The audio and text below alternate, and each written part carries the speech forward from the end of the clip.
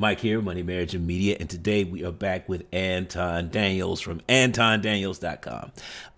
Now, what we have here is an interview, one-on-one sit-down with Brittany Renner. Now, why are we watching this? Because this is an older video, but I recently saw Brittany on Just Pearly Things. If you guys want me to cover that we probably do it in like a live stream because this is a fairly long video. But if you guys want me to break that down, leave a comment, right? And we'll work that out. But the reason why I want to highlight, conversations with Brittany Renner is because she is the prime example of the media portion of this channel, right? We have an image out there. Particularly, one of the biggest problems right now in our community is Black women are complaining about their image. And I've said this before. If you're unhappy with your image, and we're going to mute the phone real quick because we don't need that going off. If you're unhappy with your image, then it's up to you to change it. You can't expect society to change. Why? What do they benefit from it? Changing it. Why does society benefit from changing its opinion of you? The only way that happens is if you add enough value to where that they have to change because in it is value. But if you don't offer any value, no one's ever going to change. So it's up to you to change their minds by doing the work. This is a prime example because a lot of young women think like Brittany Renner. So if we want to make the changes in our community, then we have to understand where each other is coming from. Again, this is the basis of the gender war. If all we're doing is butting heads and there are no high level conversations to try and understand where the other person is coming from, it's never going to end. Now, in particular, what makes this a special situation is because I've heard rumors that she is starting a podcast.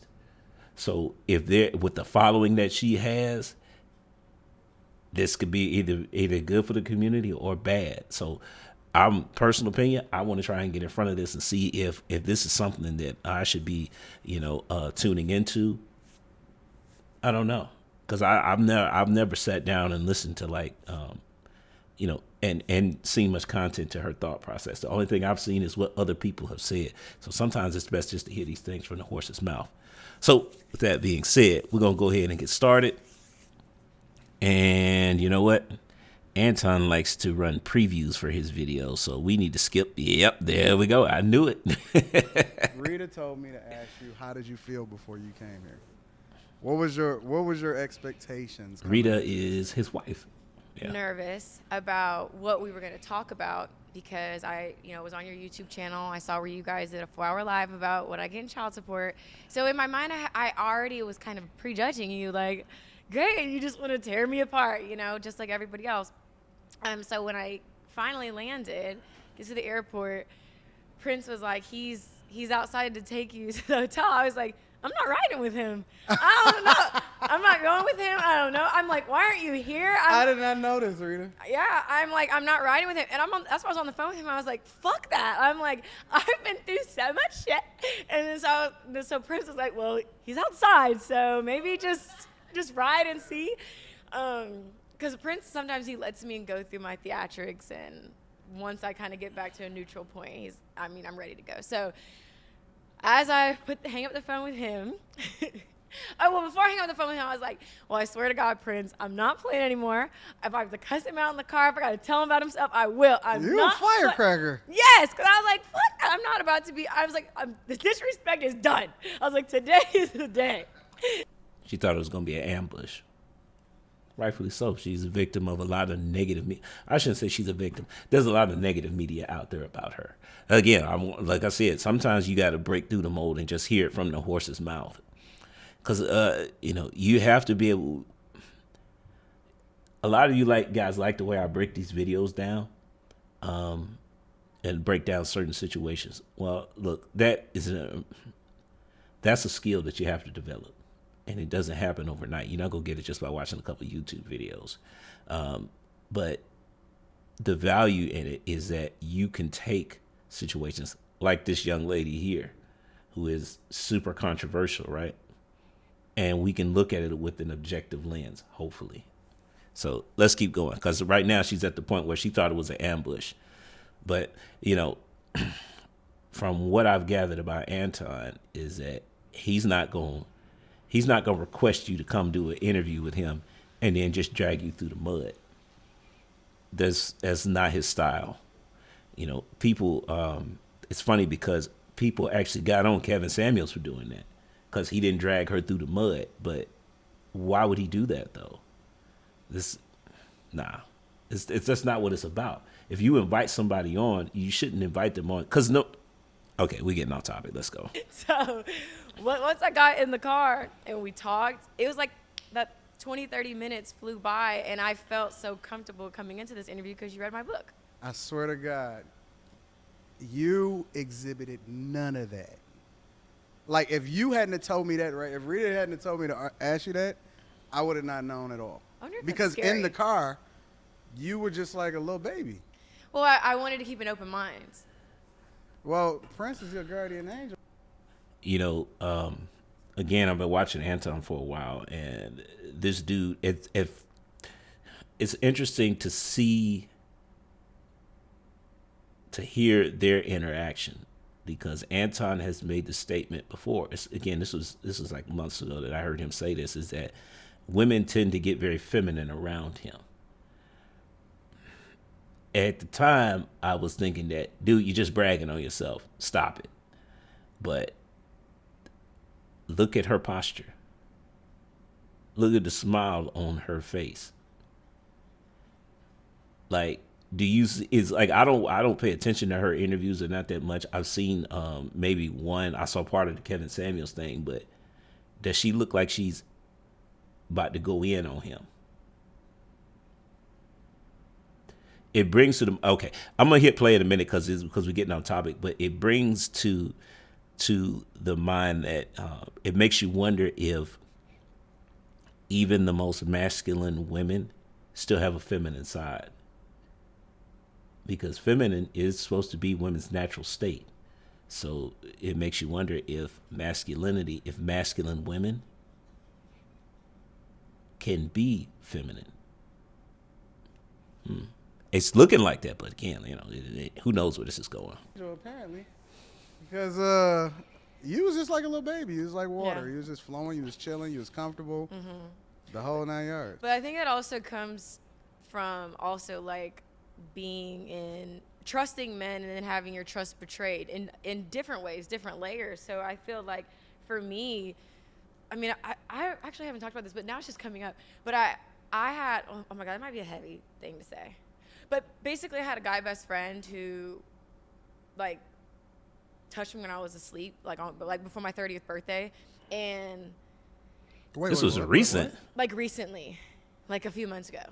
And it fucked my whole he was men up because it's like I already went through so much stuff with heartache. Men are not your friends. They're not. Men don't want to be your platonic friend. And rightfully so. They shouldn't be. So, yeah, your male friend. Yeah.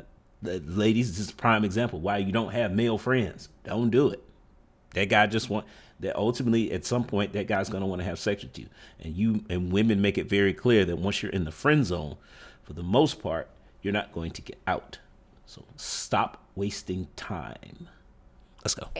And then I had this friend who 10 plus years who violated me when I was sleeping. He didn't know I was awake because when I drink, I wake up at like 3, 4 in the morning. It's weird.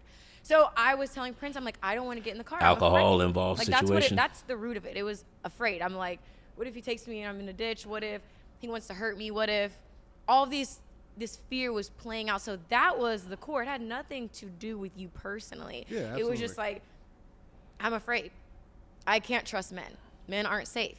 I don't want to ride with him. Why the fuck didn't you tell me I was riding with him? So wait. Let's back up, right? Because one of the things that I've been talking about on my platform extensively, and I'll be getting a lot of pushback from it, simply because I think that it's a problem in communities in general that people don't talk about, right? And one of the things that I was telling you when you jumped in the car and we was just kicking it and having a conversation, because I like to build relationships with people, right? One of the things I was telling you was that I just like to go based off of however the flow of the conversation go, right? But to bring it back, one of the things I've been highlighting in the community is that the thing that people have not been talking about is the things that go on in our households Yep. or behind the scenes that a lot of people cover up. It's that uncle or, you know, everybody know that guy in the family, and it's a lot of people that's been touched or molested or dealt with in a way that's not, you know what I'm saying, best for that kid when they grow up. And the women and the guys too grow up with a lot of trauma, and that prevents them from being able to experience life in a way that they're supposed to, because that's not something that a child is supposed to go through, right? It's hard to connect. So you saying that though, right, gives a lot of perspective, and I think that that feeds into, or it opens up conversations based off of the things that people are experiencing, but we automatically throw a label on and say, yo, she's no good, or you throw them out, or we don't try to understand the trauma behind or why people think what they think. The only thing that we do is we automatically judge them, and then we throw them to the wolves. Yeah.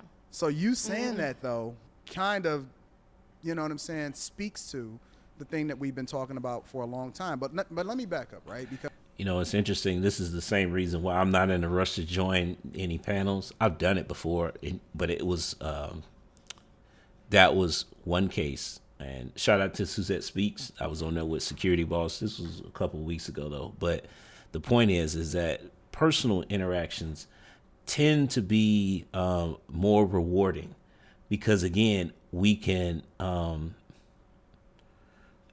the person is sitting right there. It's one-on-one, and there is a shared atmosphere that we can get down, that we can actually start breaking down walls. When you're on a panel, it's just you in the room by yourself, and people tend to say some wild stuff that they would never say in person. So joining the panel, you may see me do that in the future, but it's hard to have high-level conversations when you're on a panel and you're in the moment, because people like to interrupt with each other, and it's just, people get too much in their feelings, and you get very little time to analyze what people are actually saying. So, got to read between the lines, and a lot of times when you're without that perception of somebody being in the same room with you, it's hard to read the atmosphere. Because one of the goals for me was to understand you, right? That's the first. I'm not interested. All this stuff. I'm not interested in the headlines and baby mama, baby dad. I don't care nothing about that shit. Like, that don't mean nothing to me. I'm interested in finding out who you are, why you think the way you think, why you a firecracker sometimes, why you like a little baby. Exactly why I wanted to look at this, because again, sometimes you just got to hear stuff from the horse's mouth, because there's a reason why she has such a huge following. I want to know what that is. Yeah, I get it why men are following her, because she's attractive. But what else is there? Especially if this rumor is true about her starting the podcast. Because again, it doesn't matter. I don't care how good you look. What are you saying? That's got to be the basis of it. And we need to find out, because, yeah. When you get into the right environment, when you get comfortable, I want to know everything about that. So Okay. I've read your book. I told you I read your book when we were in the car, right? And I got so many questions that may not even have been addressed in the book, right? But just to bring it back for a lot of the people that are not familiar with your story, you grew up, or you were born in Ohio, Yes. right? Ontario, Ohio. And then you moved to Mississippi. Ocean Springs, Mississippi. Why did you move to Mississippi? That's a big deal. So my That's mom a big was jump. in an abusive relationship, and she had asked us, like, hey, do you guys want to move down south with your grandparents? And at the time, we just thought we were moving to be with our grandparents. Had no idea what she was going through. So she had asked if we randomly wanted to move to Mississippi, and we did. And what I also didn't understand when I wrote the book too was how controlling my grandma was, and how she kicked my mom like out of the picture and was like, you aren't consistent. We don't, like, basically just wouldn't let my mom be a mom. So I moved to, I think, the end of 3rd or 4th grade to Mississippi, and my grandparents raised me from there because they didn't let my mom, they didn't let her be involved. You mentioned your grandmother and That's your mother, interesting. but I never really hear you mention your grandfather. I heard you mention Yeah. I read about your father, but you only mentioned him briefly in the book, because you talked about, you writing him, and then eventually, you trying to have a relationship With my him. dad, yeah. Yeah, and then that quickly expired. You said your grandparents, so I'm guessing that your grandfather was also involved in your life, though, right? He was. He kind of was just kind of like an idle background person for me in my life. Like, me and my grandma were really close. She was a Pisces too. And then I later found out that he had inappropriately touched like people in our family. So Wait, the grandfather? Yeah. There was never like sex, but it was inappropriate touching. And so this whole time I had this idea. You know, that's an interesting perspective because, again, she just talked about her mom, right? The grandparents took the kids away from the mom. You know, for that to happen, there had to be something traumatic there. So what we're seeing here is traumatic. Yeah, there's a whole lot of trauma here, and it's generational. That's interesting. Again, why is this important? Because she has a big following. Again, we need to start getting to know who the people we are following, because ultimately these are the people who become the leaders of our community. That's why I say this is important. Idea that my grandparents were these angels, and it's not that they, in their own about to right, have they me weren't. drinking. But The whole I'm sorry, thing. it's just a lot of truth. We've been drinking before this even started. But it's like, so now I really don't have much to say in a positive way about him, just because I didn't learn the truth until I was like 26, 27. So it's like, That sounds all these about right. secrets. I hate secrets. But yeah, that's why I never really talked about him. I was really close to my grandma. That was like, okay. So we're starting to get the picture here as far as, did this thing go out of focus? Yeah, okay. We're starting to get the picture here as to what type of family history there is. Is a history of trauma. Why is that important? Because those things have to be addressed, especially if we're going to move forward. Like I said, people who have a big following, these are going to be the future leaders of our community. I know we like to say that, well, the black community doesn't have any leaders. Yes, it does. These people with all these following, you got thousands of people following you on social media. Guess what? You're a leader in the community. So we better start paying better attention to it, because otherwise, you know, this is how you get mass groups of people being led astray. So we got to start breaking this stuff down. But so far, we've started with an interesting history, and we need to figure out where this is going. You know, so that was part 1. We're going to be back for part 2. Let's go. Until then, though, I'm going to say ghost to the next time. Peace.